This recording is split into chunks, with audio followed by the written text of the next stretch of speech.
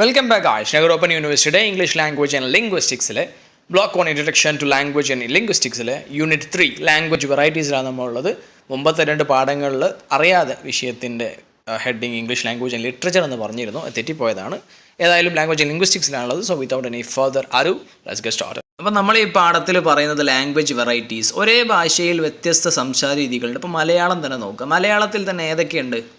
മലയാളത്തിൻ്റെ വെറൈറ്റീസാണ്. ഇപ്പോൾ മലപ്പുറം മലയാളം ഒന്നായിരിക്കും, കോഴിക്കോട് മറ്റൊന്ന്, കണ്ണൂർ മറ്റൊന്ന്, ട്രിവാൻഡ്രം മറ്റൊന്ന്, ഓരോരോ രീതികളാണ്. അപ്പോൾ ഒരേ ഭാഷയിൽ തന്നെ വ്യത്യസ്തത ഉണ്ടാവുന്ന പ്രാദേശികങ്ങൾക്കാണ് യഥാർത്ഥത്തിൽ ലാംഗ്വേജ് വെറൈറ്റീസ് എന്ന് പറയുന്നത്. ആ ഒരു variations like dialect and pidgin. Dialect എന്ന് പറയുന്നതാണ് പറഞ്ഞ കോഴിക്കോടിന് ഡയലക്റ്റ് ആയിരിക്കും, അല്ല തൃശ്ശൂരിന് മറ്റൊരു ഡയലക്റ്റ് ആയിരിക്കും. അങ്ങനെ ഓരോരോ സ്ഥലത്ത് ഓരോരോ ഡയലക്റ്റ് ആയിരിക്കും. അല്ലാതെ പിഡിജിൻ എന്ന് പറയുന്ന സാധനമുണ്ട്. അതൊക്കെ എന്താണെന്ന് നമ്മൾ കുറച്ച് കഴിഞ്ഞാൽ പറയും. അങ്ങനെ ഡയലക്റ്റും പിഡിജിനും ഒരു ഭാഷ തന്നെ എങ്കിലും അതിൽ വ്യത്യസ്തത ഉണ്ടാവുന്നതിനാണ് ലാംഗ്വേജ് വെറൈറ്റീസ് എന്ന് പറയാം. ആ difference in language use within A speech community. ഒരേ സ്പീച്ച് യൂസ് ചെയ്യുന്ന, ഒരേ ഭാഷ ഉപയോഗിക്കുന്ന ഒരു കമ്മ്യൂണിറ്റിയിൽ വ്യത്യസ്തമായ ചെറിയ വ്യതിയാനങ്ങൾ, പ്രാദേശിക മാറ്റങ്ങൾ ഉണ്ടാവുന്നതിനാണ് ലാംഗ്വേജ് വെറൈറ്റീസ് എന്ന് പറയുന്നത്. Types. Key varieties include dialect, idiolect, register, pidgin, creole, bilingualism, diglossia. ഇത് നമ്മൾ ഇതിൽ പറയാനിരിക്കുന്നതാണ്. ഒരേ ഭാഷ സംസാരിക്കുന്നതിൽ ഉണ്ടാകുന്ന വ്യത്യസ്തതകളാണ് ഈ പറഞ്ഞ സാധനങ്ങളൊക്കെ. ഓക്കെ, അപ്പോൾ ഇതൊക്കെ ഓരോന്ന് ഏതൊക്കെയാണെന്ന് നമ്മൾ തുടർന്നുള്ള സ്ലൈഡുകളിൽ പഠിക്കും. ഇതൊക്കെയാണ് ടൈപ്സ്. അപ്പോൾ dynamics, social, cultural, technological changes drive language variations making fluid. എന്തുകൊണ്ടാണ് ഈ മാറ്റങ്ങൾ ഉണ്ടാകുന്നത്? അത് സാമൂഹികമായിട്ടും സാംസ്കാരികമായിട്ടും ടെക്നോളജിയിൽ ഉണ്ടാകുന്ന വ്യത്യാസങ്ങളൊക്കെയാണ് ഈ പറഞ്ഞ വ്യത്യാസങ്ങളൊക്കെ പൊതുവായിട്ട് ഉണ്ടാക്കാറുള്ളത്. ഇപ്പോൾ സോഷ്യോ ലിംഗ്വിസ്റ്റ് ആയിട്ടുള്ള വില്യം ലാബോ 1960 ഒരു പഠനം നടത്തിയിട്ടുണ്ട്. അതിലെന്താ പഠിച്ചത്? Research elevated variations central focus of language study. ഭാഷാ പഠനത്തിൽ ഈ ഒരേ ഭാഷയുള്ളവരിൽ തന്നെ ഭാഷയിൽ വ്യതിയാനങ്ങളുണ്ട്. അത് അവരുടെ ലെവലും അതുപോലെ അവരെ കൾച്ചറിനെ ഒക്കെ ബാധിക്കുന്ന കാര്യമാണ് ആരെ കണ്ടുപിടിച്ചിരുന്നത്? വില്യം ലാബോ ആയിരുന്നു. അതുവരെയുള്ള ആളുകൾ എന്താ വിചാരിച്ചതെന്ന് വെച്ചാൽ എല്ലാവർക്കും ഒരേ ഭാഷയാണ്, മറ്റുള്ളവർക്ക് വേറെ ഭാഷയാണ്, അങ്ങനെ വ്യത്യാസം മാത്രമേ ഉണ്ടായിരുന്നുള്ളൂ. എന്നാൽ വില്യം ലാബോ കണ്ടുപിടിച്ചാൽ എന്താ? ഒരേ ഭാഷയിൽ തന്നെ വ്യത്യസ്തത ഉണ്ടാവാറുണ്ട് എന്നുള്ള കാര്യവും, മാത്രമല്ല വ്യത്യസ്തത അവരുടെ സ്വഭാവവും അവരുടെ ലെവലൊക്കെ കാണിക്കുന്നതുമാണ് എന്ന് വില്യം ലാബോ 1960 കണ്ടുപിടിച്ചിരുന്നു. അത് ജസ്റ്റ് അറിഞ്ഞു വെക്കുക എന്നുള്ളതാണ്. പിന്നെ ഇപ്പോൾ ഉദാഹരണത്തിന് example, Chaucer's 13th century English what the apple is now obsolete showing variations over time. അതുപോലെ കാലത്തിനനുസരിച്ച് ഭാഷയിൽ മാറ്റം ഉണ്ടാവും. ഇപ്പം പഴയ ഇംഗ്ലീഷ് നമ്മൾ എടുത്ത് നോക്കുകയാണെങ്കിൽ ആ ഇംഗ്ലീഷിൽ ഒന്നും മനസ്സിലായിക്കൊള്ളുന്നില്ല. പുതിയ ഇംഗ്ലീഷ് വളരെ വ്യത്യസ്തമാണ്. ഇപ്പോൾ പണ്ട് ദോ എന്നൊക്കെ യൂസ് ചെയ്യും, യുവർ എന്നൊക്കെ ഇന്ന് നമ്മൾ യൂസ് ചെയ്യുന്ന പകരം പണ്ട് അങ്ങനെയായിരുന്നു. അപ്പം ലാംഗ്വേജ് വെറൈറ്റീസ് എന്ന് പറയുന്നത് പല അടിസ്ഥാനത്തിലുമാണ്. പ്രാദേശികമായ ഭാഷ വ്യതിയാനങ്ങൾ, അതുപോലെ കാലത്തിനനുസരിച്ച് വ്യത്യാസങ്ങൾ, അങ്ങനെ പല രീതിയിലുള്ള വ്യത്യാസങ്ങളാലും ഒരേ ലാംഗ്വേജിൽ ഉണ്ടാകുന്ന വ്യത്യസ്തതകളാണ് ചുരുക്കി പറഞ്ഞാൽ എന്തെന്ന് പറയാം? ലാംഗ്വേജ് വെറൈറ്റീസ് എന്ന് പറയാം. അപ്പോൾ ലാംഗ്വേജ് വെറൈറ്റീസ് സംസാരിക്കുന്ന സമയത്ത് എങ്ങനെയൊക്കെയാണ് ഒരേ ഭാഷയിൽ തന്നെ വ്യത്യസ്തമായ വാക്കുകൾ വരുന്നത്? എങ്ങനെയാണ് ഭാഷയിൽ വ്യതിയാനങ്ങൾ വരുന്നത്? ഒന്ന് ബോറോവിങ് ആണ്, അതായത് മറ്റ് ഭാഷകളിൽ നിന്ന് ചില സ്ഥലങ്ങൾ അടിച്ചു മാറ്റും. ഉദാഹരണത്തിന് കോഫി എന്ന വാക്ക് ശരിക്കും കാഫി എന്നുള്ള അറബിക് വേർഡിൽ നിന്ന് അടിച്ചു മാറ്റിയത്. ഓക്കെ, അപ്പോൾ അറബിക് ഭാഷയിൽ നിന്ന് അടിച്ചു മാറ്റിയ വേർഡ്സുകൾ എന്ന നിലയ്ക്ക് ചില ഭാഷകളിൽ കോഫി എന്നുള്ള വാക്ക്, ഇപ്പോൾ ഇംഗ്ലീഷിൽ നോക്കുകയാണെങ്കിൽ കോഫി അങ്ങനെ അടിച്ചു മാറ്റിയതാണ്. അപ്പോൾ മറ്റുള്ള ഭാഷകളിൽ നിന്ന് പണ്ടില്ലാത്ത വാക്കുകൾ അടിച്ചു മാറ്റൽ കൊണ്ട് ഭാഷയിൽ മാറ്റം ഉണ്ടാകുന്നു. പിന്നെ extinction. Languages like Arop died after 1998 Papua New Guinea earthquake called linguicide അല്ലേ. ഇപ്പോൾ അറൂപ്പ് എന്ന് പറഞ്ഞിട്ട് ഒരു ലാംഗ്വേജ് ഉണ്ടായിരുന്നു അത്രേ. അപ്പോൾ 1998 പാപ്പുവ ന്യൂ ഗിനിയയിൽ ഒരു എർത്തുകേക്ക് ഉണ്ടായി, ഒരു അടിപൊളി എർത്തുകേക്ക് ഉണ്ടായി. ആ എർത്തുകേക്കിൽ അവിടെയുള്ള ആളുകൾ എല്ലാവരും കൂടി മരണപ്പെട്ടു പോയി. അപ്പോൾ അറൂബ് ഭാഷ സംസാരിക്കുന്ന എല്ലാവരും കൂടി മരിച്ചുപോയി. അങ്ങനെ സ്വന്തമായിട്ടൊരു ഭാഷ ഇല്ലാണ്ടായി പോകുന്നതിനാണ് ലിംഗ്വിസൈഡ് എന്ന് പറയുക. അങ്ങനെയും ഭാഷകൾ ഇല്ലാതായി പോയ ചരിത്രവും ഉണ്ട്. ഓക്കെ, പിന്നെ Malayalam evolved through heavy influence from Sanskrit and Tamil reflecting language contact. പണ്ട് മലയാളവും ഇല്ലായിരുന്നു, പിന്നെ സംസ്കൃതവും തമിഴൊക്കെ പണ്ടുണ്ടായിരുന്നു. ആ രണ്ട് ഭാഷകളും ചേർന്നിട്ടാണ് ഇന്ന് നമ്മൾ കാണുന്ന മലയാളം വന്നത് തന്നെ. ഓക്കെ, അപ്പോൾ പുതിയ ഭാഷകൾ ഉണ്ടാവുന്നതും ചരിത്രത്തിൽ കാണുന്നുണ്ട്. പിന്നെ post Norman invasion, English adopted French face over and English prestige. മറ്റൊരു പ്രധാനപ്പെട്ട കാരണമാണ് സ്റ്റാറ്റസ് ലെവൽ. ഇപ്പോൾ പണ്ട് ഇംഗ്ലീഷ് സംസാരിച്ചിരുന്ന കാലത്തെ ഫ്രഞ്ച് ഇപ്പോൾ ഒരു നോർമൻ ഇൻവേഷൻ ഉണ്ടായി. അതായത് നെപ്പോളിയൻ ബോണപ്പാർട്ട് വരെയൊക്കെ വന്ന് കണ്ട് എന്ത് ചെയ്ത് ഈ ഇംഗ്ലീഷുകാരെ പിടിച്ചടക്കി. ആ സമയത്ത് ഇയാൾ ഫ്രഞ്ചുകാരനായിരുന്നു. അപ്പോൾ ഇവർ ഈ ഫ്രഞ്ച്, അപ്പോൾ നെപ്പോളിയൻ ബോണപ്പാർട്ട് ഫ്രഞ്ചുകാരെ വരെ പിടിച്ചെടുക്കുന്ന സമയത്ത് പിന്നെ ഏതായി ഔദ്യോഗിക ഭാഷ? ഫ്രഞ്ച് ഭാഷയാണല്ലോ ഔദ്യോഗിക ഭാഷ. അപ്പോൾ അതൊരു സ്റ്റാൻഡേർഡ് ഭാഷയാണെന്നുള്ള നിലയ്ക്ക് എന്ത് സംഭവിച്ചു? ഫ്രഞ്ച് ഭാഷ ആളുകൾ സംസാരിക്കാൻ തുടങ്ങി. ഇംഗ്ലീഷുകാരനെ ഫ്രഞ്ച് ഭാഷ സംസാരിക്കാൻ തുടങ്ങി. അങ്ങനെ ഇംഗ്ലീഷിലേക്ക് ഫ്രഞ്ച് ഭാഷയിൽ നിന്ന് ഒരുപാട് കാര്യങ്ങൾ എന്ത് ചെയ്തു? ഇങ്ങോട്ടേക്ക് വന്നു. ഇപ്പോൾ ഉദാഹരണത്തിന് മുഖം എന്നുള്ള ഇന്ന് നമ്മളെന്താ പറയുക? ഫേസ് എന്നാ പറയുക. ഫ്രഞ്ചിൽ ഇന്ന് നമ്മൾ ഫേസ് എന്നാ പറയുക. പണ്ട് എന്തെങ്കിലും പറഞ്ഞു കഴിഞ്ഞാൽ അറിയോ? ആൻഡ്യുലിറ്റ എന്നൊക്കെയാണ് പറഞ്ഞിരുന്നത് പണ്ട്. പിന്നെ ഫ്രഞ്ച് ഭാഷയിൽ നിന്നാണ് ഫേസ് എന്നുള്ള വേർഡ് വന്നത് തന്നെ. അപ്പോൾ സ്റ്റാൻഡേർഡ് എന്നുള്ള നിലക്കും പല ഭാഷയിൽ നിന്നും കടങ്ങൾ എടുക്കുന്ന ഒരു ശൈലി ഭാഷയിൽ കണ്ടിട്ടുണ്ട്. അങ്ങനെയും ഭാഷയിൽ വ്യതിയാനങ്ങൾ ഉണ്ടായിട്ടുണ്ട്. പിന്നെ language change mirrors Darwin's adaptation with new words replacing outdated words. അതായത് പഴയ വേർഡ്സ് മാറി പുതിയ വേർഡ്സ് വരുന്നു, സന്ദർഭം അനുസരിച്ച് മാറുന്നു. ഇത് ഡാർവിൻ്റെ എവല്യൂഷൻ തിയറിയോട് യോജിക്കുന്ന രീതിയിലാണ് അല്ലേ. കാലക്രമേണ മാറ്റങ്ങൾ ഉണ്ടായി, അങ്ങനെ ഉണ്ടായതാണ് ഭാഷ എന്നുള്ള ഡാർവിൻ പറഞ്ഞാൽ എന്താ, പരിണാമ സിദ്ധാന്തം മൂപ്പര് കൊണ്ടുവന്നാലേ എല്ലാം പരിണമിച്ച് മാറ്റമുണ്ടായി ഇന്നിങ്ങനെ ആയി എന്ന് പറഞ്ഞാൽ ആ സിദ്ധാന്തത്തോട് യോജിക്കുന്നതാണ് ഭാഷേൻ്റെ ശൈലി. അപ്പോൾ ചുരുക്കി പറഞ്ഞാൽ ഭാഷയിൽ ചേഞ്ച് ഉണ്ടാകുന്നത് മറ്റുള്ള ഭാഷകളിൽ നിന്ന് അടിച്ചു മാറ്റുന്നത് കൊണ്ടാണ്. ചിലപ്പം ഭാഷ സ്വന്തം നശിച്ചു പോകുന്ന കേസ് വരെ ഉണ്ടായിട്ടുണ്ട്. ചില ഭാഷകൾ പുതിയതായി ഉണ്ടാക്കപ്പെട്ടത് ഉണ്ട്. ഇപ്പോൾ മലയാളം എന്നുള്ള സംസ്കൃതം തമ്മിൽ മിക്സ് ചെയ്തിട്ടാണ്. പിന്നെ പ്രസ്റ്റീജിൻ്റെ പേരിൽ ഒരു സ്റ്റാൻഡേർഡിൻ്റെ പേരിൽ വേറെ ഭാഷയിൽ നിന്ന് കടമെടുത്തിട്ടുണ്ട്. അങ്ങനെയൊക്കെ ഭാഷയിൽ വ്യതിയാനങ്ങൾ കാണപ്പെടുത്തുന്നുണ്ട്. ഇങ്ങനെയൊക്കെയാണ് മാറ്റങ്ങൾ പൊതുവെ ഉണ്ടാവാറുള്ളത്.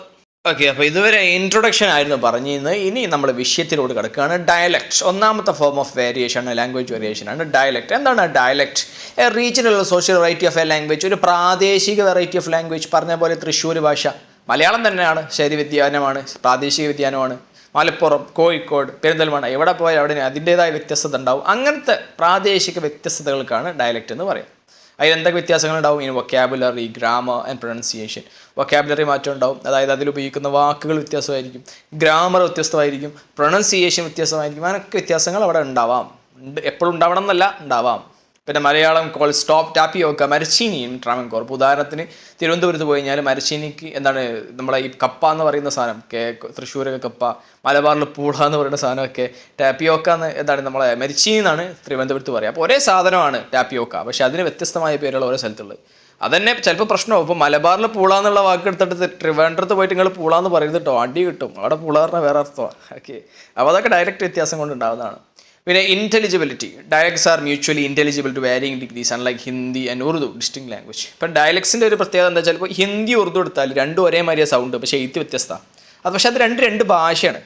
അതേസമയം ഡയലക്റ്റ് വ്യത്യാസങ്ങൾ നമുക്ക് അധികവും മനസ്സിലാവും. ഇപ്പം ഒരു മലപ്പുറക്കാരൻ ട്രിവാൻഡ്രത്ത് പോയാലും അവിടുത്തെ ഭാഷ ഏകദേശമൊക്കെ മനസ്സിലാവും. കാരണം സാമ്യത വളരെ കൂടുതലാണ്.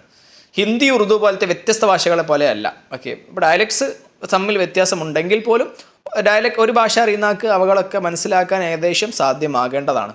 പിന്നെ standard received pronunciation tied to powerful groups is English prestigious standard dialect. അപ്പോൾ ഇംഗ്ലീഷിലും എന്തുണ്ട്, ഈ പറഞ്ഞ പോലെ മലപ്പുറം മലയാളം എന്നൊക്കെ പറഞ്ഞ മാതിരി ഇംഗ്ലീഷ് എന്തുണ്ട്, ഒരു വ്യത്യസ്ത ഇംഗ്ലീഷ് ഉണ്ട്, ബ്രിട്ടീഷ് ഇംഗ്ലീഷ് ഉണ്ട്. അല്ലാതെ ബ്രിട്ടീഷ് ഇംഗ്ലീഷിൽ തന്നെ പല ഡയലക്ട്സ് ഉണ്ട്, വ്യത്യാസങ്ങളുണ്ട്. അല്ലാതെ അമേരിക്കൻ ഇംഗ്ലീഷ്, ഓസ്ട്രേലിയൻ ഇംഗ്ലീഷ്, ഇങ്ങനെ കുറേ ഇംഗ്ലീഷ് ഉണ്ട്. അതിൽ ബ്രിട്ടീഷ് ഇംഗ്ലീഷിൻ്റെ വിഷയത്തിൽ നോക്കുകയാണെങ്കിൽ റിസീവ്ഡ് RP എന്ന് പറഞ്ഞ സാധനമുണ്ട്, റിസീവ്ഡ് പ്രൊനൗൺസിയേഷൻ. ഇതാണ് പൊതുവിൽ അംഗീകരിക്കപ്പെട്ടത്, അതാണ് അതിൻ്റെ സ്റ്റാൻഡേർഡ്. ഇംഗ്ലീഷ് ഭാഷയിൽ റിസീവ്ഡ് പ്രൊനൗൺസിയേഷൻ എന്ന് പറഞ്ഞ സ്റ്റാൻഡേർഡ് ഉണ്ട്, ഡയലക്റ്റ് ഉണ്ട്, അതാണ് പൊതുവിൽ അംഗീകരിക്കപ്പെട്ടിട്ടുള്ളത്. ഓക്കെ, അപ്പോൾ sociolects in Pygmalion Eliza's cockney dialects marks her local status unlike elite English. അതൊരു ഉദാഹരണം പറഞ്ഞാണ്. ഈ പറഞ്ഞ ഇംഗ്ലീഷ് നമ്മൾ ഏത് ഭാഷയായാലും നമ്മൾ ഏത് ഭാഷയാണ് ഉപയോഗിക്കുന്നത് അതിനനുസരിച്ച് നമ്മളെ സ്റ്റാറ്റസ് കണക്കാക്കപ്പെടുന്നു. ഇപ്പോൾ ഇംഗ്ലീഷിൻ്റെ വിഷയത്തിലാണെങ്കിൽ ഇപ്പോൾ പിഗ്മാലിയോൺ എന്ന് പറഞ്ഞ പുസ്തകം കഴിഞ്ഞ പടത്തിൽ നമ്മൾ പറഞ്ഞാണ്. അതിനകത്തുള്ള നടി എലീസ എന്ന് പറഞ്ഞിട്ടുള്ള നടി എന്ത് ചെയ്യുന്നുണ്ട്, കോക്കനി ഭാഷ സംസാരിക്കുന്നുണ്ട്. അത് അവരെ ലോ സ്റ്റാറ്റസ് ആണെന്ന് നമുക്ക് മനസ്സിലാക്കാൻ പറ്റും. അല്ലാതെ വലിയ ഇംഗ്ലീഷുകാരിയൊന്നുമല്ല, വലിയ ലെവലുള്ള ആളൊന്നുമല്ല എന്നുള്ളത് അവരുടെ ഭാഷ കേട്ടാൽ മനസ്സിലാവും. അപ്പം ചുരുക്കി പറഞ്ഞാൽ ഡയലക്റ്റ് എന്ന് പറഞ്ഞാൽ പ്രാദേശിക വ്യതിയാനങ്ങളാണ്, ഒരേ ഭാഷയുള്ള പ്രാദേശിക വ്യതിയാനങ്ങളാണ്. അത് അധികം ആളുകൾക്ക് കേട്ടാൽ മനസ്സിലാവും. മലയാളത്തിൻ്റെ വ്യത്യസ്തത എന്നതുപോലെ തന്നെ എല്ലാ ഭാഷയിലും അങ്ങനത്തെ വ്യതിയാനങ്ങളുണ്ട്. അത് ഒരു ഭാഷ പഠിച്ച ആളുകൾക്ക് അതിൻ്റെ വ്യത്യാസങ്ങളൊക്കെ പെട്ടെന്ന് മനസ്സിലാക്കാൻ പറ്റുന്നതാണ്. ഇംഗ്ലീഷിൻ്റെ വിഷയത്തിലും അങ്ങനെ വ്യത്യസ്തതകളുണ്ട്, പക്ഷേ അതിൽ RP റിസീവ്ഡ് പ്രൊനൗൺസിയേഷനാണ് എല്ലാവരും അംഗീകരിക്കുന്നത്. ഇനി അടുത്തതാണ് ഐസോഗ്ലോസ് എന്ന് പറഞ്ഞ സാധനം. ഇത് ശരിക്കും ശ്രദ്ധിക്കണേ, പെട്ടെന്ന് അങ്ങനെ മനസ്സിലായിക്കൊള്ളുന്നില്ല. A line marking language feature variations. ഭാഷയിൽ ഉണ്ടാവുന്ന വ്യത്യസ്തതകൾ കാണിക്കാൻ വേണ്ടി മാപ്പിൽ ഇങ്ങനെ വരയ്ക്കുന്ന പരിപാടി ഉണ്ടത്രേ. അപ്പോൾ ഡയലക്റ്റ് വ്യത്യാസങ്ങൾ കാണിക്കാൻ വേണ്ടിയിട്ട് മാപ്പിൽ ഇങ്ങനെ വരച്ച്, ഇപ്പോൾ ഉദാഹരണത്തിന് നമ്മൾ എന്ത് ചെയ്യുകയാണ്, ഈ കേരളത്തിൻ്റെ മാപ്പ് എടുത്തുകൊണ്ട് അതിലിങ്ങനെ വരയ്ക്കുകയാണ്. ഇതാ ഇന്ന ഭാഗത്ത് നിങ്ങളുടേക്ക് മാറുമ്പോൾ ഡയലക്റ്റിൽ വേരിയേഷൻ ഉണ്ടാകുന്നുണ്ട്, അതുകൊണ്ട് നമുക്ക് അവിടെ ഒരു വര വരയ്ക്കാം. അങ്ങനെ വര വരച്ച് കഴിഞ്ഞാൽ ഭാഷയിൽ ഉണ്ടാകുന്ന വ്യത്യസ്തത കാണിക്കാൻ വേണ്ടി മാപ്പിൽ വര വരച്ച് കഴിഞ്ഞു. എന്തിൻ്റെ പേരിലാണ്? വവൽ പ്രൊനൗൺസിയേഷനോ അല്ലെങ്കിൽ എന്തെങ്കിലും അങ്ങനത്തെ ഒരു കാരണത്താൽ ഭാഷയിൽ വ്യതിയാനം ഉണ്ടാവുന്നു എന്ന് കാണിക്കാൻ വേണ്ടി മാപ്പിൽ വര വരച്ചാൽ അതിനാണ് ഐസോഗ്ലോസ് എന്ന് പറയാം. അപ്പോൾ ആ വര നോക്കിയാൽ എന്ത് മനസ്സിലാവും? ഇവിടുന്ന് അങ്ങോട്ടേക്കാണ് മാറ്റം വരുന്നത് മനസ്സിലാവും. അങ്ങനെ സാധനമാണ് ഐസോഗ്ലോസ്. ഉദാഹരണത്തിന് റഷ്യയിൽ isoglosses distinguish northern southern and central dialect by vowel variation. അപ്പോൾ റഷ്യയിൽ നോക്കുകയാണെങ്കിലേ അവിടെ ഈ നോർത്തേൺ സദേൺ അതേപോലെ വെസ്റ്റേൺ സെൻട്രൽ അങ്ങനെ 3 ഏരിയ ഉണ്ട്. ഈ 3 ഏരിയയിലും വോവൽ സൗണ്ടിൽ ചെറിയ വ്യത്യാസങ്ങൾ ഉണ്ട് അത്ര. അപ്പോൾ ഒരു സ്ഥലത്ത് പറയണതല്ല മറ്റു സ്ഥലത്ത് പറയാം, അവിടെ വോവൽസ് വ്യത്യാസമുണ്ട്. ഇതുപോലെ എങ്ങനെയാണ് തീരുമാനിക്കുക? ഒരു ഐസോഗ്ലോസ് വരച്ചിട്ടുണ്ട്, ഇതുപോലെ ഒരു വര വരച്ചിട്ടുണ്ട്. ഈ വരൻ്റെ അപ്പുറത്തുള്ളവരൊക്കെ ഈ സൗണ്ടാണ്, മറ്റേ വരൻ്റെ അപ്പുറത്തുള്ളവരൊക്കെ ഈ സൗണ്ടാണ്, ഈ വരെയുള്ള ഇപ്പുറത്തെ സൗണ്ടാണ്. അങ്ങനത്തെ ഐസോഗ്ലോസസ് ഇപ്പോൾ റഷ്യയിലൊക്കെ കൂടുതലായിട്ടുണ്ട്. ഓക്കെ, അപ്പം ഒരേ ഭാഷയിൽ വ്യത്യാസങ്ങൾ ഉണ്ടാവുന്ന, ഇപ്പോൾ മലപ്പുറം കോഴിക്കോടൊക്കെ അങ്ങനെ സൗണ്ടിൻ്റെ രീതിയിൽ ഇപ്പോൾ ഡയലക്റ്റിൻ്റെ വ്യത്യാസത്തിലാണ് നമ്മൾ വേർതിരിച്ചതെങ്കിൽ അത് ഐസോഗ്ലോസ് ആവും. ഓക്കെ, അപ്പോൾ boundary, multiple isogloss form a dialect boundary defining a dialect geographical scope. അപ്പം ഒരു വര വരച്ചാൽ ഇതിൻ്റെ അപ്പുറത്താണെന്ന് മാത്രമേ പറയാൻ പറ്റുള്ളൂ. ഞാൻ കോഴിക്കോട് എന്ന് പറഞ്ഞു കാണാൻ എന്ത് ചെയ്തു, കോഴിക്കോട് മൊത്തത്തിൽ ഇങ്ങനെ വട്ടത്ത് വരച്ച് അതിൻ്റെ ഉള്ളിൽ ഇന്ന ഭാഷ എന്ന് പറഞ്ഞു. അങ്ങനെ ആകുമ്പോൾ അതെന്താവും? ഡയലക്റ്റ് ബൗണ്ടറി എന്ന് പറയും. ഡയലക്റ്റ് ബൗണ്ടറി ആവും. അപ്പോൾ ഐസോഗ്ലോസ് പറഞ്ഞാൽ ഒരു വര വരച്ചിട്ട് അതിൻ്റെ അപ്പുറത്തേക്ക് ഇതാണ് ഇതാണെന്ന് പറയൽ മാത്രമാണ്. ഒരു സ്ഥലം മൊത്തം ഞാൻ അങ്ങനെ എടുത്തെടുത്ത് അവിടെ എങ്ങനെയാണെന്ന് പറഞ്ഞു കഴിഞ്ഞാൽ എന്തായി?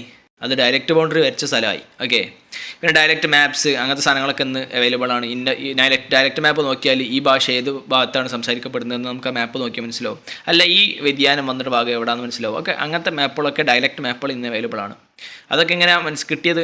സോഷ്യൽ ലിംഗ്വിസ്റ്റുകൾ അവരെ പോയിട്ട് ഓരോരോ ഭാഷ അവിടെയും ഇവിടെയൊക്കെ പോയി പഠിച്ചുണ്ടാക്കിയതാണ്. അങ്ങനെയാണ് മനസ്സിലായത് ഇന്ന സ്ഥലത്ത് ഇന്ന ഭാഷയാണ്, ഇന്ന സ്ഥലത്ത് ഇന്ന ഭാഷ എന്നൊക്കെ മനസ്സിലാക്കിയത്. പിന്നെ phonology, coloured isogloss lines often highlight phonological shift like syllable stress changes. അപ്പോൾ പ്രധാനമായിട്ടും ഐസോഗ്ലോസ് ഒക്കെ വരച്ചിട്ട് നമ്മൾ എന്താണ് ഡയലക്റ്റുകൾ അവിടെ അപ്പുറത്താണ്, ഇവിടെ വ്യത്യാസമുണ്ട്, അവിടെ വ്യത്യാസമുണ്ട് എന്നൊക്കെ പറയുന്ന സമയത്ത് പ്രധാനപ്പെട്ട വ്യത്യാസം എന്താ ഉണ്ടാവുക? സിലബിൾ സ്ട്രെസ്സിൽ വ്യത്യാസങ്ങളായിരിക്കും. ഇപ്പോൾ പെൻ എന്ന് പറയുന്നത് പെൻ എന്ന് പറയുന്നത് പെൻ, ബി സ്ട്രെസ് കുറച്ച് കൂടി, അങ്ങനെയൊക്കെ വ്യത്യാസങ്ങളാണ് പൊതുഗതിയിൽ ഉണ്ടാവൽ. അപ്പോൾ ഐസോഗ്ലോസ് ചുരുക്കി പറഞ്ഞാൽ എന്താണ്? നമ്മൾ മാപ്പിലൊരു വര വരയ്ക്കുന്നു, ആ വര എന്തിനുള്ളതാ? ഇപ്പുറത്ത് വേറെ ഭാഷയാണ്, ഭാഷ നല്ല ഭാഷ എന്താ, ഇപ്പോൾ മലയാളം ആണെങ്കിൽ ഒരു വര വരച്ചാൽ ഇപ്പുറത്തെ ഇന്ന രീതിയിലാണ് സംസാരിക്കുക, ഇതിൻ്റെ അപ്പുറത്ത് ഇന്ന രീതിയിൽ സംസാരിക്കുക. അങ്ങനെ ഡയലക്റ്റിൻ്റെ വ്യത്യാസം എവിടെയും ഈ വരൻ്റെ അപ്പുറത്തും ഇപ്പുറത്തും വ്യത്യസ്തമാണെന്ന് കാണിക്കാൻ വേണ്ടി വരയ്ക്കുന്ന വരയ്ക്കാണ് എന്തെന്ന് പറയാം? ഐസോഗ്ലോസ് എന്ന് പറയാം. ഇനി ഏറ്റവും സിമ്പിൾ സാധനം ഐഡിയോലക്റ്റ്. അതായത് സംഭവം ഭാഷ അങ്ങനെ ഇങ്ങനെയൊക്കെയാണ്, കോഴിക്കോട് വേറെ മറ്റേ വേറെ മറിച്ച് ഒക്കെ ശരിയാണ്. പക്ഷേ ഓരോരുത്തർക്കും ഒരു വ്യത്യസ്തത ഉണ്ടാവും അല്ലേ? എല്ലാവർക്കും യുണീക്കായിട്ടൊരു ലാംഗ്വേജ് ഉണ്ടാവും. ഇപ്പം ഞാൻ ഉപയോഗിക്കുന്ന ഭാഷ എന്ന് പറഞ്ഞാൽ പ്രത്യേകമായ ഭാഷ. അപ്പോൾ ഒരാൾ ഇൻഡിവിജ്വൽസ് യുണീക്ക് ലാംഗ്വേജ് യൂസ്, ഒരാൾ പ്രത്യേകമായി ഉപയോഗിക്കുന്ന അയാൾ ഒരു സ്റ്റൈലും ഭാഷയൊക്കെ ഉണ്ടാവുമല്ലോ, അതിനാണ് ഇഡിയോലക്റ്റ് എന്ന് പറയാം. ഓക്കെ, അപ്പോൾ മൂപ്പരതായ വൊക്കാബുലറി, മൂപ്പരതായ സ്റ്റൈൽ, മൂപ്പരതായ പ്രൊനൗൺസിയേഷൻ അങ്ങനെയൊക്കെ വരുമ്പോൾ അതിന് ഇഡിയോലക്റ്റ് എന്ന് പറയും. ഇപ്പോൾ ഒബാമൻ്റെ നോക്കുകയാണെങ്കിൽ ഒബാമൻ്റെ പോസ്റ്റ്, ഒബാമ അങ്ങനെ സംസാരിക്കുന്ന സമയത്ത് വളരെയധികം ഗ്യാപ്പ് വിടും. ഇപ്പം ഒബാമ സ്പീച്ചൊക്കെ നിങ്ങൾ തുറന്നു നോക്കിയാൽ ഒബാമ ആദ്യം പ്രസംഗിച്ച് ഹലോ എവറി വൺ അല്ലെങ്കിൽ അങ്ങനെ തുടങ്ങും, പിന്നെ മിണ്ടാണ്ടിരിക്കും, കുറേ നേരം ക്ലാപ്പടിയേക്കാരും. അപ്പോൾ മൂപ്പർ പ്രസംഗിക്കുന്ന സമയത്ത് കുറേ പോസസ് ഇട്ടിട്ട് കുറേ ഗ്യാപ്പ് ഇട്ടിട്ട് സംസാരിക്കും. അപ്പോൾ അത് അയാൾ ഇഡിയോലക്റ്റാണ്, അത് അയാളെ ശൈലിയാണ്. അപ്പോൾ അങ്ങനെ ഓരോരുത്തരുടെ വ്യത്യസ്തതയ്ക്ക് വേണ്ടിയിട്ടാണ് ശരിക്കും എന്താ പറയുക, ഓരോരുത്തരുടെ ഇൻഡിവിജ്വൽ വ്യത്യസ്തതകൾക്ക് വേണ്ടിയിട്ട് ഇഡിയോലക്റ്റ് എന്ന് പറയും സംസാര ഭാഷയിൽ. APJ അബ്ദുൽ കലാമിൻ്റെ രീതിയാണ്. ശശി തരൂരിൻ്റെ കുറച്ചുകൂടി ടൈറ്റ് ആയിട്ടുള്ള ലാംഗ്വേജാണ്. അബ്ദുൽ കലാമിൻ്റെ നോക്കുകയാണെങ്കിൽ ഒരു തമിഴ് ഇൻഫ്ലുവൻസ്ഡ് ഇംഗ്ലീഷ് രൂപമാണ്. അപ്പോൾ ഓരോരുത്തർക്ക് ഓരോന്നുണ്ട്, ഇതിനാണ് ഇഡിയോലക്റ്റ് എന്ന് പറയും. Even with a dialect each speakers word choice and stress patterns R distant.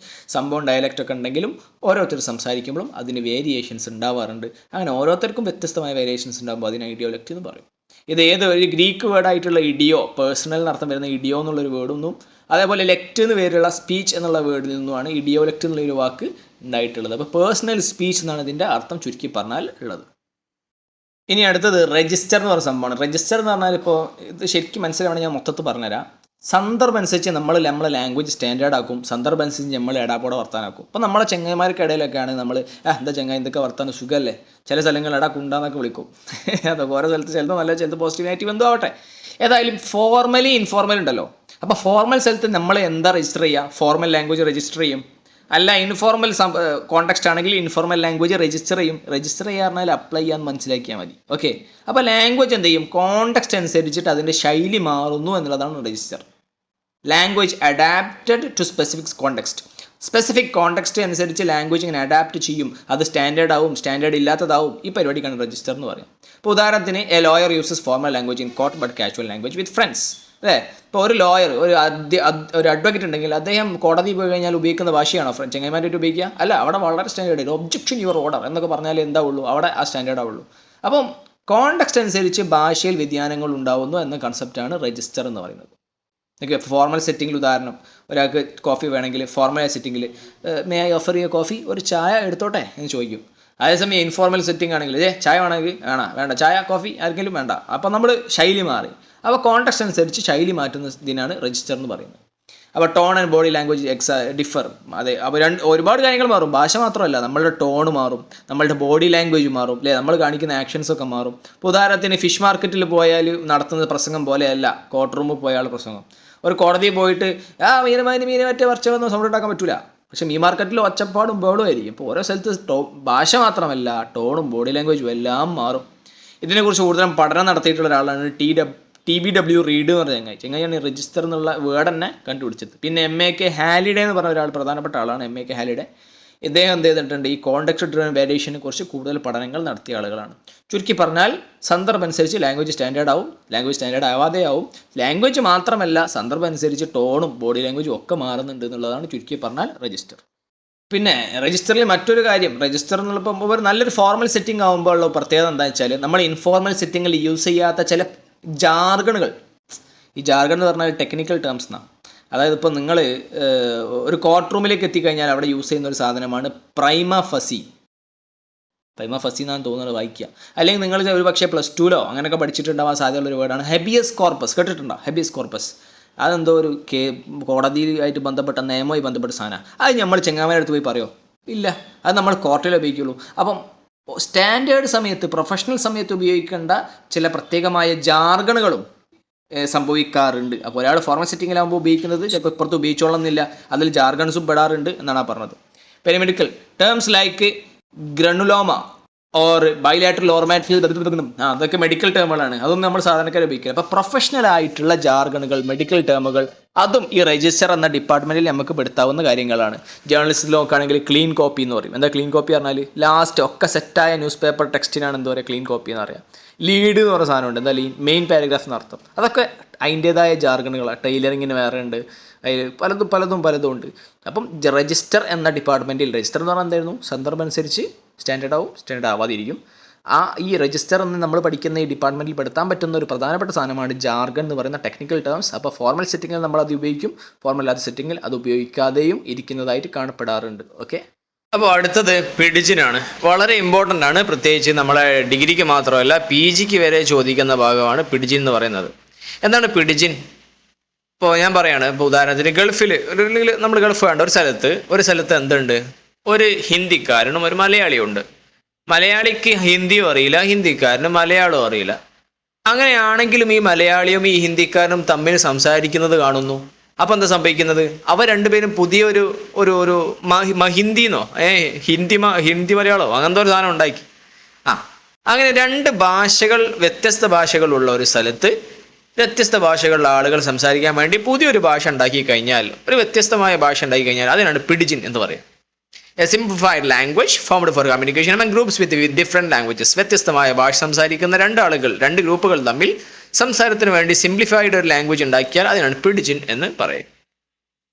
ഉദാഹരണത്തിന് ബട്ട്ലർ ഇംഗ്ലീഷ്. പണ്ട് ഇന്ത്യയെ ബ്രിട്ടീഷുകാർ റൂൾ ചെയ്ത സമയത്ത്, ബ്രിട്ടീഷുകാർ നമ്മളെ പിടിച്ചടക്കിയ സമയത്ത് ഈ ഇന്ത്യക്കാർ കുറച്ചാൾക്കാർ ബട്ട്ലേഴ്സ് ആയിട്ട്, അതായത് ഇവരെ അങ്ങനെ സേവകരായിട്ടുണ്ടായിരുന്നു. അപ്പോൾ അവർ പലരും ഉണ്ടായിരുന്നു, ഇന്ത്യക്കാർ എന്തായിരുന്നു, ഇംഗ്ലീഷ് അറിയാത്ത ആളുകളായിരുന്നു അന്ന്. അപ്പോൾ അവരെന്ത് ചെയ്യും, ഈ ഇംഗ്ലീഷുകാർ സംസാരിക്കുമായിരുന്നു. ഇപ്പോൾ മലയാളികളിൽ നിന്ന് പിടിക്കപ്പെട്ട ആളുകളാണെങ്കിൽ അവർ മലയാളം ഇംഗ്ലീഷ് അറിയാതെ തന്നെ ഇംഗ്ലീഷുകാരോട് സംസാരിക്കുമായിരുന്നു. അതിന് അവരുടേതായൊരു ഭാഷ ഉണ്ടാക്കുകയും ചെയ്തിരുന്നു. ആ ഒരു ഇംഗ്ലീഷിന് എന്താ പറയല്, ബട്ട്ലർ ഇംഗ്ലീഷ് എന്നാണ്. ഇതൊരു പിഡിജിൻ്റെ ഉദാഹരണമാണ്. ഇപ്പോൾ രണ്ട് വ്യത്യസ്തമായ ഭാഷകൾ സംസാരിക്കുന്ന ആളുകൾക്കിടയിൽ സംസാരിക്കാൻ വേണ്ടി പുതിയൊരു ഭാഷ ഉണ്ടാക്കി, അതാണ് പിഡിജിൻ. പിഡിജിനൈസേഷൻ എന്ന് പറഞ്ഞ സംഭവമുണ്ട്. എന്താ formed in trade colonial context like Tok Pisin in Papua New Guinea plantation. അപ്പോൾ എന്താണ് പിഡിജിനൈസേഷൻ? ഇങ്ങനെ പിഡിജിൻ വൽക്കരണം എന്ന പ്രവർത്തനം തന്നെ ഉണ്ട്. അതെന്തിനാണ്? ട്രേഡിന് വേണ്ടിയൊക്കെ ഉണ്ടാക്കുന്നതാണ്. അപ്പോൾ എന്താ, വേറെ ഇപ്പോൾ അറബ് രാജ്യങ്ങളിൽ നിന്ന് ഇന്ത്യയിലേക്ക് വന്ന് ട്രേഡ് ചെയ്യുന്ന ആളുകൾക്ക് സംസാരിക്കാൻ വേണ്ടി അവർ സ്വന്തമായിട്ട് ഭാഷ ഉണ്ടാക്കും, അവരായിട്ട് സംസാരിക്കാൻ വേണ്ടിയിട്ട്. അങ്ങനെ പിഡിജിനൈസേഷൻ എന്നുള്ള പ്രവൃത്തി തന്നെ നടക്കാറുണ്ട് പലപ്പോഴും. എന്തിനാ? സംസാരത്തിന് എളുപ്പത്തിന് വേണ്ടിയിട്ടാണ്, ആശയവിനിമയത്തിന് എളുപ്പത്തിന് വേണ്ടിയിട്ട്. അപ്പോൾ ഈ പിഡിജിൻ്റെ ഇപ്പോൾ സ്ട്രക്ചർ എങ്ങനെയായിരിക്കും? Lacking native speakers pidgin use simple grammar and borrowed vocabulary. അതായത് ഇതിന് വലിയ സ്ട്രക്ചർ ഒന്നും ഉണ്ടാവില്ല, ഗ്രാമറൊക്കെ ഒരു അഡ്ജസ്റ്റ്മെൻറ്റ് ഗ്രാമർ ആയിക്കാരും. അത് അങ്ങനെ ഒരു അഡ്ജസ്റ്റ്മെൻറ്റിൽ പോകുന്ന ഒരു സാധനമായിരിക്കും പിഡിജിൻ. സൂപ്പർ സ്ട്രേറ്റ് ഒരു സംഭവം. English is the dominant super straight language in പോക്ക് പിസിൻ. മലയാളം പിന്നെ അറബി മലയാളം. അതായത് ഇങ്ങനെ ഒരു, ഇപ്പം ഞാൻ പറഞ്ഞല്ലോ, മലയാളിയും ഹിന്ദിയും പാടെ മിക്സ് ആക്കിയിട്ട് എന്ത് ചെയ്തു, ഇപ്പം നമ്മളിവിടെ നാട്ടിൽ മലയാളികൾക്ക് ഹിന്ദിക്കാർ പണിക്ക് വരുമല്ലോ, ബംഗാളികളൊക്കെ, ഓരോട് നമ്മൾ സംസാരിക്കുമ്പോൾ അവരൊരു പ്രത്യേകമായ ഒരു ഭാഷ നമ്മൾ അങ്ങോട്ടും ഇങ്ങോട്ട് സംസാരിക്കുന്നുണ്ട് അല്ലേ. അവരെ ബംഗാളി കലർന്ന അല്ലെങ്കിൽ ഹിന്ദി കലർന്ന ഒരു മലയാളം സംസാരിക്കുക. പക്ഷേ ഓര് സംസാരിക്കുമ്പോഴും നമ്മൾ സംസാരിക്കുമ്പോഴും അധികവും മലയാളമാണ് സംസാരിക്കുക അല്ലേ? കുറച്ചൊക്കെ ഹിന്ദി അവിടെ ഇവിടെയൊക്കെ വന്നു എന്നല്ലേ ഉള്ളൂ. ആ അങ്ങനെ ഒരു മിക്സ്. ഇപ്പം പുതിയൊരു ഭാഷ ഉണ്ടാക്കി, ഹിന്ദി മലയാളം. ഇപ്പം നമ്മളും ആ ബംഗാളി നമ്മൾ സംസാരിക്കുക, ബംഗാളി മലയാളം ഉണ്ടാക്കി. അതിൽ കൂടുതൽ ഏതാ സംസാരിക്കുന്നത്? മലയാളമാണല്ലോ. അങ്ങനെ ഈ മിക്സ് ഭാഷയിൽ കൂടുതൽ ഏത് ഭാഷയാണോ സംസാരിക്കുന്നത്, ഇപ്പം നമ്മൾ പറഞ്ഞ പോലെ ബംഗാളി മലയാളമാണെങ്കിൽ അതിൽ മലയാളമാണ് കൂടുതൽ സംസാരിക്കുന്നതെങ്കിൽ ആ മലയാളത്തിന് അവിടെ എന്താ പറയുക? സൂപ്പർ സ്ട്രേറ്റ് എന്നാ പറയുക, സൂപ്പർ സ്ട്രേറ്റ്. അപ്പം മിക്സ് ഭാഷയിൽ കൂടുതൽ സംസാരിക്കുന്ന ഭാഷ ഏത്? അതിൽ സൂപ്പർ സ്ട്രേറ്റ് എന്ന് പറയും. അപ്പോൾ പിടിജിൻ ചുരുക്കി പറഞ്ഞാൽ വ്യത്യസ്ത ഭാഷ സംസാരിക്കുന്ന ആളുകൾ തമ്മിൽ സംസാരിക്കാൻ വേണ്ടി അഡ്ജസ്റ്റ്മെന്റ് ഭാഷ ഉണ്ടാക്കുന്നതിനാണ് എന്ത് പറയുക? പിടിജിൻ. അങ്ങനെ പിടിജിനൈസേഷൻ പ്രവർത്തിയാൻ ട്രേഡിന് വേണ്ടിയൊക്കെ ആളുകൾ സ്വന്തമായിട്ട് ഉണ്ടാക്കുമായിരുന്നു. ബട്ട്ലർ ഇംഗ്ലീഷ് ഒരു ഉദാഹരണമാണ്. അതുപോലെ സൂപ്പർ സ്ട്രേറ്റ് എന്ന് പറഞ്ഞ സാധനമുണ്ട്. അതായത് ഈ മിക്സ് ഭാഷയിൽ ഏതാണോ കൂടുതൽ സംസാരിക്കുന്ന ഭാഷ അതിനെയാണ് സൂപ്പർ സ്ട്രേറ്റ് എന്ന് വിളിക്കുക. ഇനി ക്രിയോൾ എന്ന് പറയുന്നത് പിടിജിൻ പോലെ ഇമ്പോർട്ടൻ്റ് ആയ സാധനം തന്നെയാണ്. അപ്പോൾ എന്താ സംഭവം അറിയോ? പിടിജിനില്ലേ നമ്മൾ ഈ തൽക്കാലം ഉണ്ടാക്കിയ ഭാഷ, ആ തൽക്കാലം ഉണ്ടാക്കിയ ഭാഷ കേട്ട് ഇപ്പോൾ നമ്മൾ ഹിന്ദിയും മലയാളിയും പാടെ സംസാരിക്കുകയാണ്. നമ്മളിവിടെ കേരളത്തിലാണ്. അപ്പോൾ നമ്മൾ ഇങ്ങനെ ഹിന്ദിക്കാരൻ സംസാരിച്ചിട്ട് ഒരു പുതിയ ഭാഷ ഉണ്ടാക്കി. അപ്പോൾ ഈ ഹിന്ദിക്കാരൻ്റെ ഒരു കുട്ടി ഉണ്ടായി. ഹിന്ദിക്കാരൻ്റെ കുട്ടി എന്താ കേൾക്കണത്? ഈ പുതിയ ഉണ്ടാക്കിയ ഭാഷ കേൾക്കണേ. ഓൻ വിചാരിച്ച് ഇതാണ് ശരിക്കുള്ള ഭാഷ. ഓൻ്റെ മദർ ടങ്, ഓൻ്റെ മാതൃഭാഷ അതായി മാറി. ഓരോ കുട്ടികളിലായി ഓരോ അതായി മാറി, ഓൻ്റെ ഭാഷ അതായി മാറി. അങ്ങനെ ഈ പിടിജിൻ ഒരു നാട്ടിലെ മുഴുവൻ ഭാഷയായി മാതൃഭാഷയായി മാറിക്കഴിഞ്ഞാൽ അതിനാണ് ക്രിയോൾ എന്ന് പറയാം. അപ്പോൾ പിടിജിൻ മാതൃഭാഷയായി മാറിയാൽ പിടിജിൻ സംസാരിച്ചിരുന്ന ഒരു കമ്മ്യൂണിറ്റിയുടെ തുടർന്നുള്ള ജനറേഷൻ, തുടർന്നുള്ള മക്കളൊക്കെ ആ ഭാഷ അവരുടെ മാതൃഭാഷയായി സ്വീകരിച്ചു കഴിഞ്ഞാൽ അതിന് ക്രിയോൾ എന്ന് പറയും.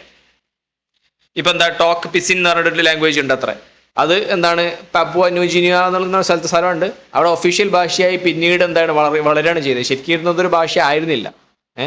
ഈ ടോക്ക് പിസിൻ എന്നൊക്കെ പറഞ്ഞാൽ യഥാർത്ഥത്തിൽ എന്താണ്? അത് ഇംഗ്ലീഷും മറ്റൊരു ഭാഷയും കൂടി മിക്സ് ചെയ്തൊരു സാധനമാണ്. പക്ഷേ പിന്നീട് അതൊരു ഒറിജിനൽ ഭാഷയായി മാറി, ഒരു ക്രിയോളായി മാറി. അപ്പോൾ ചുരുക്കി പറഞ്ഞാൽ പിടിജിൻ മാതൃഭാഷയായി കഴിഞ്ഞാൽ അതൊരു വരുന്ന പുതിയ തലമുറകൾ അത് അവരുടെ മാതൃഭാഷയാക്കി കഴിഞ്ഞാൽ അതിന് ക്രിയോൾ എന്ന് പറയും. ക്രിയോളൈസേഷൻ എന്നുള്ള പ്രവർത്തനം തന്നെ ഉണ്ട്. അറബി മലയാളം ഇപ്പോൾ ഈ നമ്മളെ കേരളത്തിൽ നോക്കുകയാണെങ്കിൽ പണ്ട് മലയാളത്തിന് സംസാര ഭാഷ മാത്രമേ ഉള്ളൂ, എഴുത്തില്ല. എഴുത്തച്ഛൻ മലയാളം കണ്ടുപിടിക്കുന്നതിന് മുമ്പ് അറബി മലയാളം കണ്ടെത്തിയിട്ടുണ്ട്. അപ്പോൾ അന്ന് അറബി മലയാളം ഉണ്ട് എന്നുള്ളത് ഒരു ക്രിയോളാണ്. കാരണം ഇപ്പോൾ മുസ്ലിം ആസ്പെക്റ്റിൽ നോക്കുകയാണെങ്കിൽ മുസ്ലിമീങ്ങളിൽ പലർക്കും ഇപ്പോഴും മദ്രസകളിലൊക്കെ അറബി മലയാളമാണ് അത്ര പഠിപ്പിക്കുന്നത്. അങ്ങനെയെങ്കിൽ അതൊരു ക്രിയോളാണ്. അത് കേട്ട് പഠിക്കുന്ന ആളുകളുണ്ട്. അതൊരു ക്രിയോലൈസേഷൻ്റെ ഭാഗമാണ്. വൊക്കാബുലറി ക്രിയോൾസ് ലൈക്ക് ഗുല്ല, സൗത്ത് കാരോലിനയിൽ നോക്കുകയാണെങ്കിൽ അവിടെ ഗുല്ല എന്നുള്ള വൊക്കാബ് എന്താണ് ക്രിയോൾസ് ആണുള്ളത്. അതിലൊക്കെ ഒരുപാട് വ്യത്യസ്തമായി ഇംഗ്ലീഷിൽ നിന്നും തികച്ചും വ്യത്യസ്തമായിട്ടുള്ള ഇംഗ്ലീഷിൽ നിന്നും വാക്കുകൾ എടുത്തിട്ടും ഒക്കെ ഒരുപാട് വൊക്കാബുലറി മിക്സ് വൊക്കാബുലറികളുണ്ട്.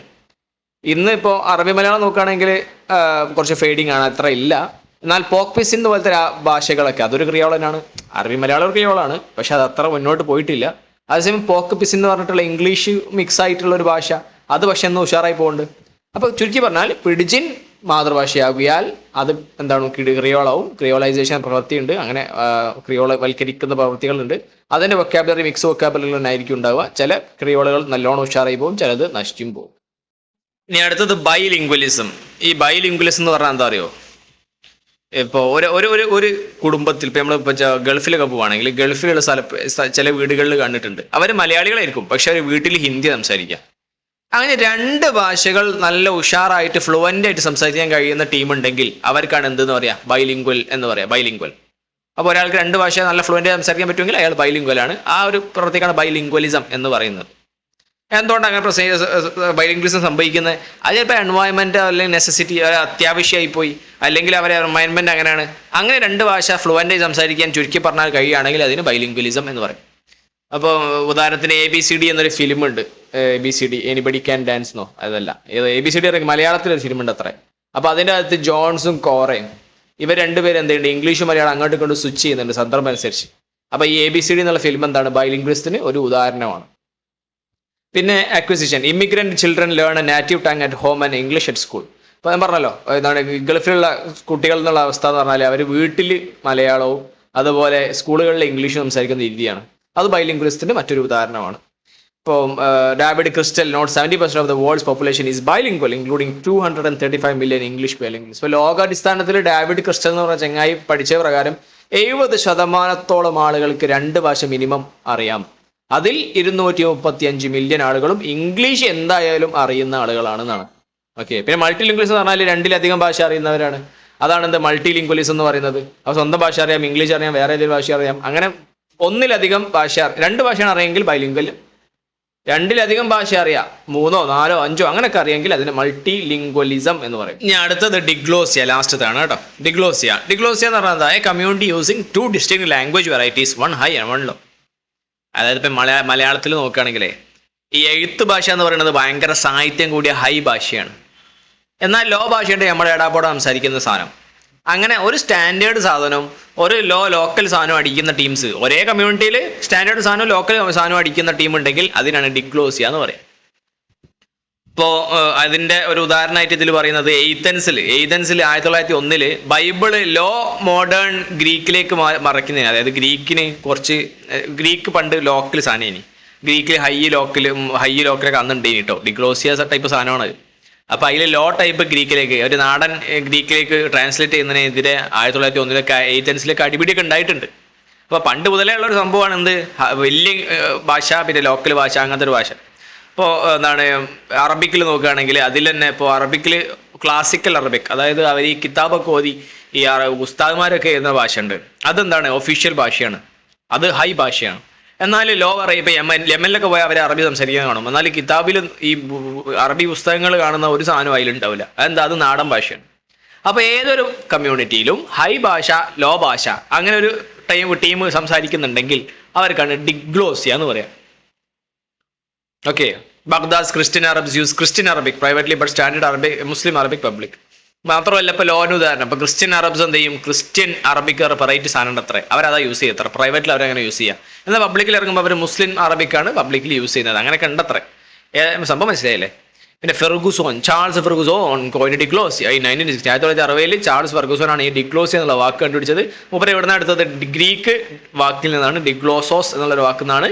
2 ലാംഗ്വേജസ് 2 ഭാഷകളെന്ന് അർത്ഥം വരുന്ന ഈ വാക്കിൽ നിന്നാണ് ചുരുക്കി പറഞ്ഞാൽ എന്തെന്ന് എടുത്തത്, ഈ ഡിഗ്ലോസിയ എന്ന വാക്കെടുത്തത്. അപ്പോൾ ഒരേ കമ്മ്യൂണിറ്റിയിൽ വലിയ സ്റ്റാൻഡേർഡ് ഭാഷയും ഒരു നാടൻ ഭാഷയും അടാപ്പാട ഭാഷയും ഉണ്ടെങ്കിൽ അതിനാണ് ഡിഗ്ലോസിയ എന്ന് പറയും. അപ്പോൾ ഈ പാഠത്തിൽ ചുരുക്കി പറഞ്ഞാൽ ഭാഷയിൽ വ്യത്യസ്തതകൾ, ഒരേ ഭാഷയിൽ തന്നെ വ്യത്യസ്തതകൾ ഒരുപാട് ഉണ്ടാവാറുണ്ട്. അതിൽ പെട്ടതാണ് ഈ ഡിലക്ട്, ഐഡോലക്ട്, ഡയലക്ട്, രജിസ്റ്റർ, പിഡിജിൻ, ക്രിയോൾ, ബൈലിംഗ്വിസം, ഡിഗ്ലോസ് ഒക്കെ നമ്മൾ പറഞ്ഞു. പിന്നെ ഡയലക്ട് എന്ന് പറഞ്ഞാൽ എന്താണ്, റീജിയണൽ വെറൈറ്റീസ്, സോഷ്യൽ വെറൈറ്റീസ്, പ്രാദേശിക വ്യത്യാസങ്ങളാണ്. ഇപ്പോൾ മലയാളത്തിൽ കപ്പ, പൂള ഇതൊക്കെ ഡയലക്റ്റിൻ്റെ ഉദാഹരണങ്ങളാണ്. ഇഡിയോലക്റ്റ് ഓരോരുത്തരും സ്വന്തമായിട്ട് ഭയങ്കര സംഭവമാക്കിയിട്ട് ഒരേ സംഭവം കുറേ ഡയലക്റ്റ് ഉണ്ടാക്കൊക്കെ ഉണ്ട്, പക്ഷേ ഓരോരുത്തർക്ക് ഓരോ വെറൈറ്റി സാധനം ഉണ്ടെങ്കിൽ അവരുടേതായ യുണീക്ക് സാധനം ഉണ്ടെങ്കിൽ അതിനാണ് ഇഡിയോലക്റ്റ് എന്ന് പറയും. രജിസ്റ്റർ എന്ന് പറഞ്ഞാൽ എന്താ, കോണ്ടെക്സ്ച്വൽ യൂസ്, സന്ദർഭം നോക്കിയിട്ടാണ് സാധനങ്ങൾക്ക് മാറ്റം വരാറുണ്ട്. അപ്പോൾ നല്ലൊരു സ്റ്റാൻഡേർഡ് സന്ദർഭമാണെങ്കിൽ ഭാഷ സ്റ്റാൻഡേർഡ് ആകുന്നു, അല്ല ഒരു ലോക്കൽ ബഡ് ഡ്യൂപ്ലിക്കേറ്റ് സ്ഥാപനമാണെങ്കിൽ അപ്പം ലോക്കൽ ഭാഷയും ബഡ് ഡ്യൂപ്ലിക്കേറ്റ് ആകുന്നു. അങ്ങനത്തെ പരിപാടിയാണെങ്കിൽ അതിനാണ് രജിസ്റ്റർ എന്ന് പറയാം. പിന്നെ പിഡിജിൻ, ക്രിയോൾ. പിഡിജിൻ എന്ന് പറഞ്ഞാൽ 2 വ്യത്യസ്ത ഭാഷ സംസാരിക്കുന്ന ആളുകൾ തമ്മിൽ സംസാരിക്കാൻ വേണ്ടി പുതിയൊരു ഭാഷ ഉണ്ടാക്കി അതിന് പിഡിജിൻ എന്ന് പറയും. അത് ഒരു നാട്ടിലത്തെ ഭാഷ മൊത്തം ആയിപ്പോയാൽ, നാടൻ ഭാഷ ആയിപ്പോയാൽ അങ്ങനെ ക്രിയോൾ എന്ന് പറയും, അത്ര തന്നെ. അപ്പോൾ ഇതിനകത്ത് പറഞ്ഞ എല്ലാ കാര്യവും ഇമ്പോർട്ടൻ്റ് ആണ് കേട്ടോ. ഡയലക്റ്റ്, അതുപോലെ പിഡിജിൻ, ക്രിയോൾ, ഇതാണ് ഏറ്റവും ഇമ്പോർട്ടൻ്റ് എന്നുള്ള കാര്യം. പിന്നെ വെറൈറ്റി ഒരു പേരാണ് ഡിഗ്ലോസിയ, അതുകൊണ്ട് അത് ഇമ്പോർട്ട് ആവാൻ സാധ്യത ഉണ്ടെന്നും കൂടി അറിയിച്ചുകൊണ്ട് നിർത്തുന്നു. Until next time, till then bye, take care.